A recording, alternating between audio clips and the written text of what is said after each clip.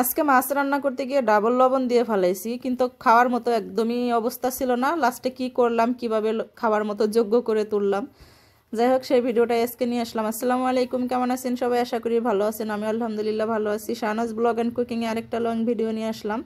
তা আমি মাছের মাথাগুলা মানে যে আমার একদমই ধৈর্য ছিল না, মানে একটু কাজ ছিল দুপুরে ভিডিও এডিটিং, তাই দুইটা মাছ কিন্তু আমার দিয়ে কিন্তু ভেজে নেওয়া উচিত ছিল। আমি তা না করে লেজগুলাও দিয়ে দিছি।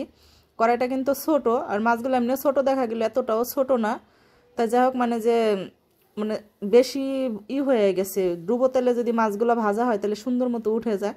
তা আমার আসতে একটু দেরি হয়ে গেছে, মাছের এক সাইড দেখে একদম পুড়ে গেছে। তাই যাই হোক, পুড়ে যেহেতু গেছে কিছু করার নাই, মানে ভাজাটা একটু মুসমুসে টাইপেরই হয়ে গেছে, আর একটু লাইগেও গেছে দেখেন। তা আমি কী করলাম, মাছগুলো তুলে এটার ভিতরে আমি নতুন কিছু পেঁয়াজ দিয়ে দিলাম, কিন্তু আমি কখনোই খেয়াল করিনি আমি লবণ যে ডাবল দিয়ে দিচ্ছি।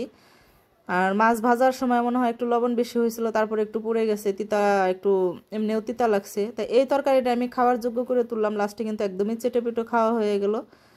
তা যাই হোক, পেঁয়াজের ভিতরে আমি নতুন আলু দিয়ে দিলাম, তারপর অল্প কিছু আমি মশলার গুঁড়া দিয়ে দিলাম, হলুদ মরিচ ধনিয়ার গুঁড়া, আর এখানে একটা বাটা মশলা দিয়ে দিলাম।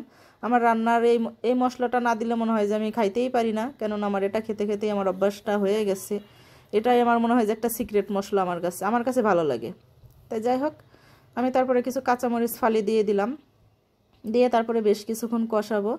আর এর ভিতরে আমি যা লবণ দিচ্ছি কিনা আমি নিজেও কিন্তু দেখিও নাই, বলতেও পারছি না। মানে ফার্স্টে যে আমি গুঁড়ামরিচ যখন দিচ্ছি, হলুদ দিচ্ছি, তখন মনে হয় একবার দিয়ে ফেলাইছি লবণটা।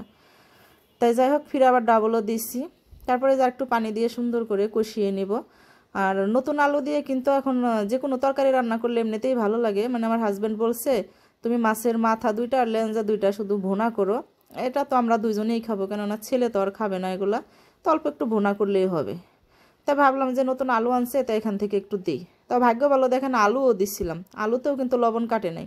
পরে যখন দেখি আমার লবণ এরকম ডাবল হয়েছে, আমি তো ফ্রিজ খুলে যাই, দেখি ফ্রিজে লবণ মূলা রয়েছে, ফ্রিজে কাঁচা টমেটো রয়েছে, আর ফ্রিজে কি লাউ রয়েছে। আমাকে বলছে আমার স্বামী, এটা তুমি ভুনা করবা, সেখানে আমি আলু দিছি, এমনিতেই একটা পণ্ডিতি করছি।